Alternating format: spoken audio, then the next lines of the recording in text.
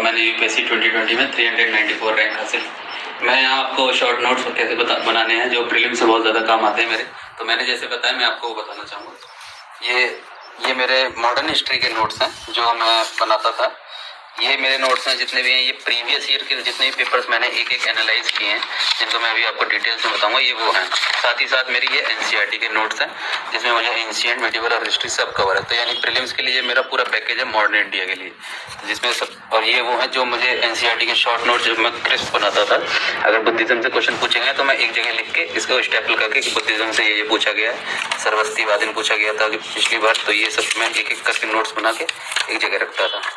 जैसे ये बुद्धिज्म और ये जो चीज़ है एनसीईआरटी, ये मेरी क्रोनोलॉजी की, जैसे 500 से 800 कौन कौन था, 800 से 900 कौन कौन थे, ये सब एनसीईआरटी के बुक्स के नोट्स हैं। सेंचुरी वाइज की किस किस सेंचुरी में कौन कौन सी इंपॉर्टेंट पर्सनैलिटीज़ हैं, 1300, 1400, 1500, 1600, 1700 चले। ये सब चीज़ें जो ये सब प्रीवियस ईयर पेपर और एनसीईआरटी दो चीज़ें हैं जो प्रीलिम्स के लिए इनफ होती हैं। तो जैसे प्रीवियस ईयर में अगर लिटरेचर से रिलेटेड जो भी टर्म पूछे, जैसे तानसेन के बारे में पूछा गया था, तो मैंने तानसेन के बारे में अपने पास एक शॉर्ट नोट रखा है। और अब अगर अब्दुल हामिद, तो इसमें मैं क्या करता था, जो पूछे गए हैं वो तो मैं रखता ही रखता था, उसके साथ जो बाकी 3 ऑप्शन जो यूपीएससी में गलत दिए रहते हैं, एक जो आंसर होता है वो तो आपको पढ़ना ही पढ़ना है, उसके बाद जो बाकी के 3 ऑप्शन रहते हैं वो आपको पढ़ना है। तो वो जो 3 ऑप्शन है वो भी मैं इसमें लिख के रखता था। मैं आपको दिखा दूंगा। अगर जैसे पिछली बार कभी हिस्ट्री पूछा गया होगा तो उसके साथ जो भी बाकी के 3 ऑप्शन है वो भी दिए हैं, तो मैं उनके बारे में अपने पास एक एक शॉर्ट लाइन रखता था। तो इस तरीके से मेरे ये प्रीवियस ईयर के पूरे नोट्स बनते थे। ये केवल लिटरेचर से रिलेटेड जो हिस्ट्री में पूछा गया है इतना है। और ये अगर ईयर में बताऊं तो पिछले 26 साल के प्रीवियस ईयर पेपर्स हैं।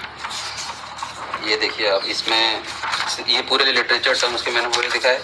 ये सारे किंग्स के बारे में, अशोक के बारे में जितने भी क्वेश्चन पूछे गए हैं, जितने भी उसके स्कल्पचर्स हैं और जितने भी ये सारे स्कल्पचर्स पूछे जा चुके हैं। ये केवल नोट्स नहीं है, उसमें से फिल्टर्ड नोट्स हैं ये।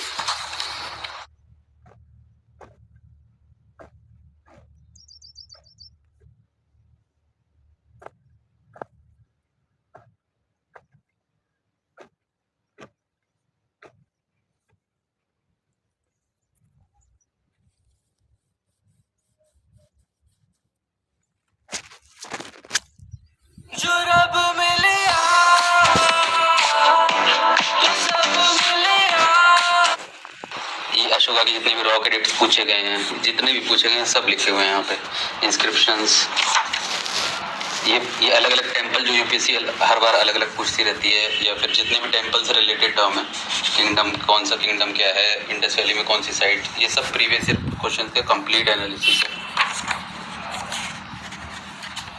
ये सारे टेम्पल्स होंगे जितने भी हैं। ये जितने भी टेक्स्ट रिसोर्सेस होते हैं कि कौन सी बुक किसने लिखी, और ये मेरे ख्याल से हाँ ये भी हिस्ट्री के ही हैं। ये जितने ट्रैवलर्स आए वो किस कब आए, तो ये आंसर था पिछले किसी क्वेश्चन का, तो वो ये पूछा गया था, लेकिन बाकी 3 ऑप्शन नहीं थे, तो ये 3 भी कभी ना कभी पूछे जाएंगे। इस तरीके से आपको पूरे ये पेपर एनालाइज करने पड़ेगा प्रीवियस ईयर के।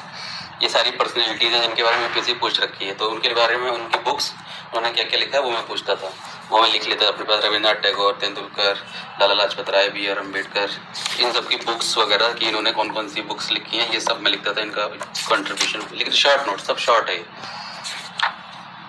ये टच वगैरह ये सब प्रीवियस ईयर पेपर एनालिसिस है।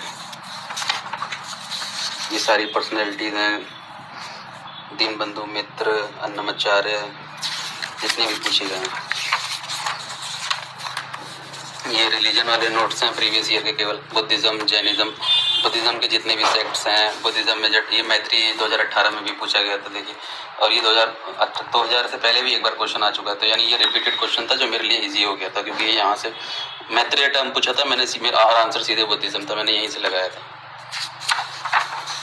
बुद्धिज्म, जैनिज्म के बारे में रिलीजन बेस्ड क्वेश्चन। ये है मेरे पूरे एनसीईआरटी के नोट्स, जो मैं एनसीईआरटी यहाँ लिखा हुआ है, देखिए आप एनसीईआरटी, ये चैप्टर का नेम होगा, तो इसमें जितने भी टर्म्स वगैरह हैं वो मैं लिख लेता था। कोई राइटर या ट्रैवलर वगैरह आएगा तो उसके बारे में मैं लिख लेता था, वो किसके टाइम पीरियड में है। तो ये एनसीईआरटी के जितने भी चैप्टर हैं, एक चैप्टर वो ऐसे एनसीईआरटी बहुत शॉर्ट होती है, ये एक चैप्टर यहाँ खत्म, दूसरा चैप्टर रिवर एंड राज शुरू हो गया यहाँ खत्म। फिर एनसीईआरटी 8th क्लास आ गई, 8th क्लास की एनसीईआरटी शुरू हो गई, यहाँ आप देख सकते हैं एनसीईआरटी 8th क्लास।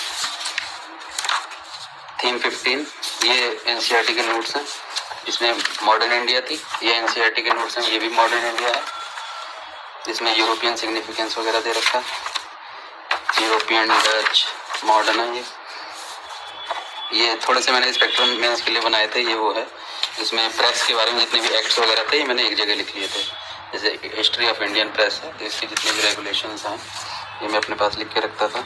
ये जितने भी एक्ट हैं, ये vernacular press act, Indian press act, emergency act, और ये प्रेस का हो गया, ये एजुकेशन का हो गया, क्या क्या स्टेप्स लिए गए हैं हिस्ट्री में। मतलब मैं क्रोनोलॉजी के हिसाब से मेरे सारे नोट्स हैं।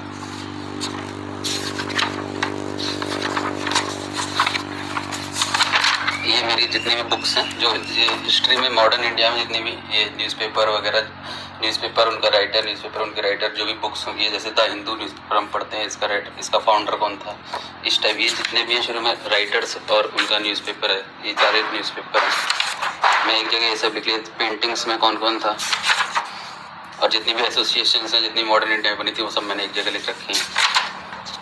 कब क्या क्या बना, क्रोनोलॉजी के हिसाब से हिस्ट्री पढ़ते हैं तो हमेशा इजी रहती है। जितने भी पर्सनल, ये सारा सोसाइटी वाला आ गया, जिसमें जितने भी रिफॉर्मर्स थे मॉडर्न इंडिया के, उनके बारे में लिखा है। जैसे राजा राम मोहन राय, देवेंद्रनाथ टैगोर, केशव चंद्र सेन, और ये सारी ऑर्गेनाइजेशंस आएंगी। जैसे ईश्वर चंद्र विद्यासागर, ये क्वेश्चन इसी बार 2021 में पूछा गया है। मैं आपको सीधे प्रूफ दिखा रहा हूँ, ये मैंने अभी तो बनाया नहीं है नोट्स। ईश्वर चंद्र विद्यासागर आंसर था, क्वेश्चन ये पूछा गया था। आप सीधे यहाँ देखिए, सेक्रेटरी ऑफ बेथुन स्कूल लिखा हुआ है, ये 2021 का, अभी जो तीन दिन पहले जो पेपर हुआ उसमें ये क्वेश्चन आया था। सेक्रेटरी ऑफ, आप भी देख आए हो ना पहले से? मैंने देखा था, तो सीधे मैं आपको अपने नोट्स जब याद आएंगे तो आपको अच्छा लगेगा कि हाँ मेरे नोट्स से क्वेश्चन पूछे। यही लाइन थी क्वेश्चन में, सेक्रेटरी ऑफ बेथुन स्कूल, इसकी आंसर सीधे ईश्वर चंद्र विद्यासागर। तो ये चीज आपकी ऐसे काम आएंगी। वो तो और भी क्वेश्चन है जो पूछे जा चुके हैं, लेकिन मैं आपको एकदम रेलिवेंस चीज बता रहा हूँ कि कल ही 2 दिन पहले पेपर हुआ है, इसलिए पूछा गया था यहाँ। तो ये सारे थिंकर्स क्या है, ये सारे रिफॉर्मर्स हैं मॉडर्न इंडिया के। ये सारे ऑर्गेनाइजेशन, आर्य समाज बना, सेवा सदन बना, देव समाज बना, धर्म सभा बना, भारत धर्म महामंडली बनी, राधा स्वामी मूवमेंट हुआ। ये सारे ऐसे, मैं इस तरीके से आप अपने नोट्स बना सकते हैं।